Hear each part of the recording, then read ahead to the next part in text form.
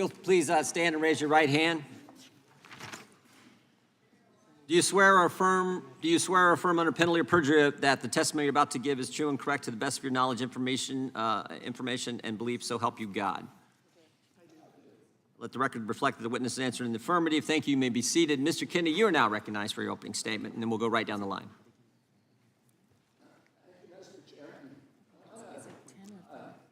He's going to go a little longer. Excuse me, point of order. I know that witnesses usually have 5 minutes. I see 10 minutes on the board. Is it going to be 10 minutes for every witness? We'll give him 5 minutes, but we're pretty lax with this. We'll let him go for we are? a little. Yeah. I've seen you gavel down on quite a number of witnesses. We've given senators and former Democrat members of Congress and all kinds He's of folks neither. time. He's neither. I'm just saying in past history. Okay, okay. Let's just watch the time for all the witnesses. And if you want to cut him off and censor him some more, you're welcome to do it. Oh, that's not my job. That's your job. Why don't you threaten a witness so that they can not want to be a witness? Mr. Kennedy is recognized for his opening statement. We'll give him 5 minutes, more or less, and then we'll move to the next one. Mr. Kennedy, go right ahead. Thank you, Mr. Chairman. Mr. Chairman, maybe we could put 5 minutes on the clock then, not 10. Could we put 5 on the clock and we'll start it running?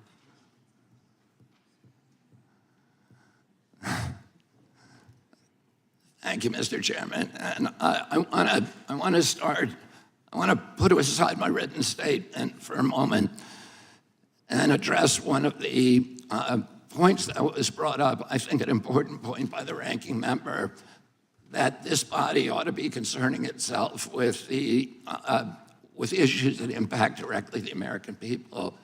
The rising price of groceries, 76% over the past 2 years for basic foodstuff, the war in Ukraine, the inflation issues, the border issues, many, many other issues that concern us all as a nation. We can't do that without the First Amendment, without debate. When I gave my speech, my announcement speech in Boston 2 months ago, YouTube, I talked about all those issues. I focused on grocery. I focused on the fact that working class people can no longer afford to live in this country. I talked about inflation, all the issues that deeply concern you, and that you've devoted your career to alleviating those issues. 5 minutes into my speech, when I was talking about Paul Revere, YouTube deplatformed me.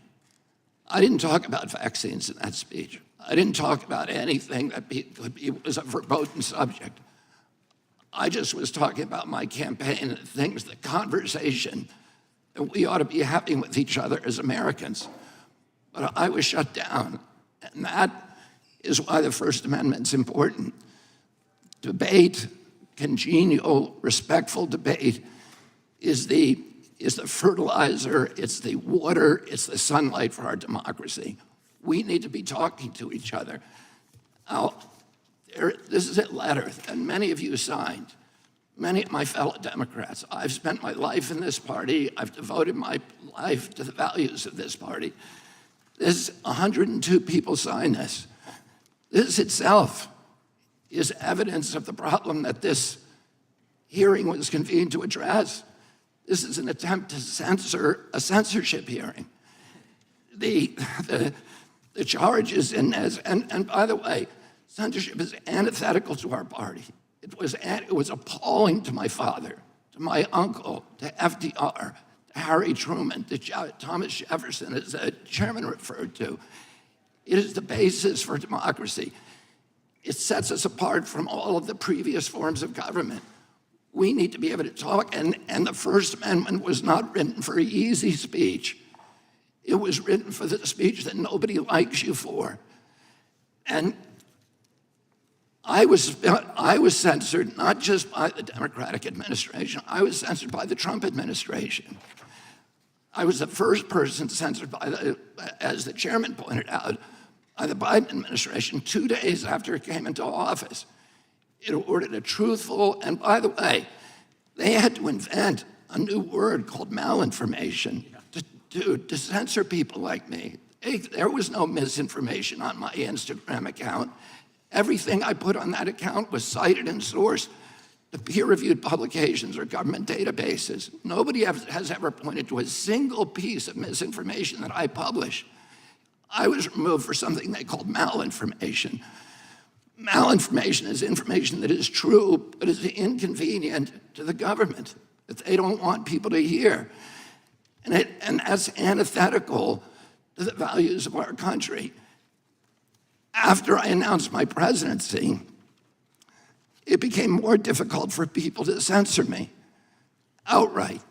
So now I'm subject to this new form of censorship, which is called targeted propaganda, where people apply pejoratives like anti-vax. I've never been anti-vaccine, but everybody in this room probably believes that I have been, because that's the prevailing narrative.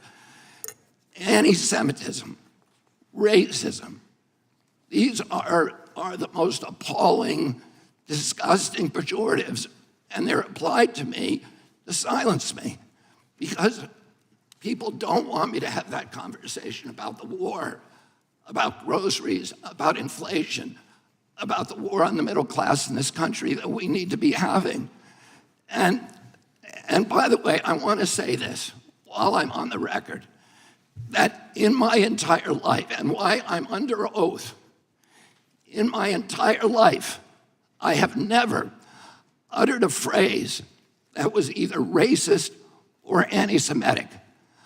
I have spent my life fighting my professional career, fighting for Israel, for the protection of Israel. I have a better record on Israel than anybody in this chamber today. I'm the only person who has publicly objected to the $2 billion payout that the Biden administration is now making to Iran, which is a genocidal program. I'm the only one who's objected to that. I've fought more ferociously for Israel than anybody. But I am being censored here through this target, through smears, through misinterpretations of what I've said, through lies, through association, which is a tactic that we all thought we had been discredited and dispensed with after the Army McCarthy hearings in the 1950s. But those same weapons are now being deployed against me to silence me. I know many of the people who wrote this letter. I don't believe there's a single person who signed this letter who believes I'm anti-Semitic. I do not believe that. There is no evidence of that. Now, I want to say something I think that's more important, and it goes directly to what you talked about, ranking member, which is the need, this toxic polarization that is destroying our country today. And how do we deal with that? This kind of division is more dangerous for our country than any time since the American Civil War. And how do we deal with that? How are we going to, every Democrat on this committee believes that we need to end that polarization. Do you think you can do that by censoring people? I'm telling you, you cannot. That only aggravates and amplifies the problem. We need to start being kind to each other. We need to start being respectful to each other. We need to start restoring the comedy to this chamber and to the rest of America, but it has to start here. My uncle, Edward Kennedy, has more legislation with his name on it than any senator in United States history. Why is that? Because he was able to reach across the aisle, because he didn't deal in insults, because he didn't try to censor people. He brought home people who were antithetical to what he believed in. He came home almost every weekend with people like Orrin Hatch to our house at the compound in Hyannisport. At that time, Orrin Hatch to me was like Darth Vader, because I was an environmentalist. And I was saying, why is Teddy bringing this guy home? But he knew that he was effective because he understood that comedy and respect and kindness and compassion and empathy for other people is the only way to restore the function in this chamber. But more importantly, today we need to give an example in the leadership of our country of being respectful to each other. If you think I said something that's anti-Semitic, let's talk about the details. I'm telling you all the things that I'm accused of right now by you. And in this letter are distortions, they're misrepresentations. I didn't say those things. There's fragments that I said, but I denounce anybody who uses the words that I have said to imply something that is negative about people who are Jewish. I never said those things. And I want to point out also that the chairman pointed to Dennis Kucinich, who's fighting behind me. There is no two people in the country who feel more differently about American politics than these two people. And yet they were friends. Dennis attended his children's basketball games, attended his daughter's wedding. This is what we need, how we need to start treating each other in this country. We have to stop trying to destroy each other, to marginalize, to vilify, to gaslight each other.